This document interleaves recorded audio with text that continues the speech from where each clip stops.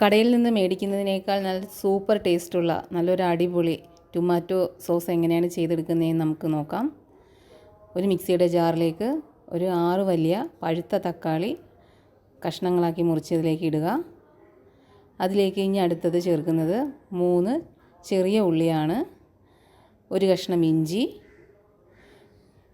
ഒരു 6 അല്ലി വലിപ്പമുള്ള വെളുത്തുള്ളി. ഇതെല്ലാം കൂടെ ചേർത്ത് മിക്സിയിൽ നല്ലതുപോലെ ഒന്ന് അരച്ചെടുക്കുക. അപ്പോൾ നമ്മുടെ ഇവിടെ മിക്സിയിൽ അരച്ച തക്കാളിയുടെ ആ ഒരു പൾപ്പ് റെഡിയായിരിക്കുകയാണ്.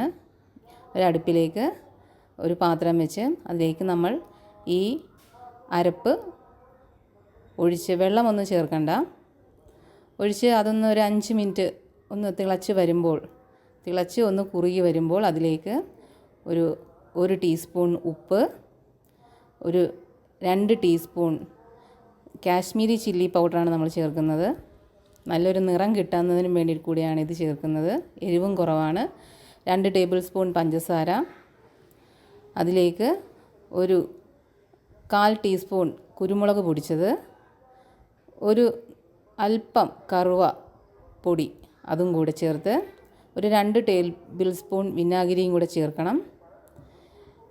ഇനി നമ്മളിതെല്ലാം നല്ലതുപോലെ ഒന്ന് മിക്സ് ചെയ്ത് ഒന്ന് തിളച്ച് കുറുകി വരുന്നത് വരെ ഒന്ന് വെയിറ്റ് ചെയ്യണം.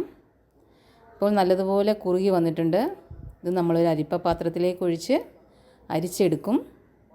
അപ്പോൾ നല്ല ടേസ്റ്റിയുള്ള, കടകളിൽ നിന്ന് നമ്മൾ മേടിക്കുന്നതിനേക്കാൾ നല്ല സൂപ്പർ ടേസ്റ്റുള്ള ഒരു തക്കാളി സോസ് ഇവിടെ റെഡി ആയിട്ടിരിക്കുകയാണ്. അപ്പോൾ നിങ്ങൾക്ക് ഇത് ഇഷ്ടമായെങ്കിൽ ചാനൽ സബ്സ്ക്രൈബ് ചെയ്യുക, ലൈക്ക് ചെയ്യുക, ഷെയർ ചെയ്യുക. താങ്ക്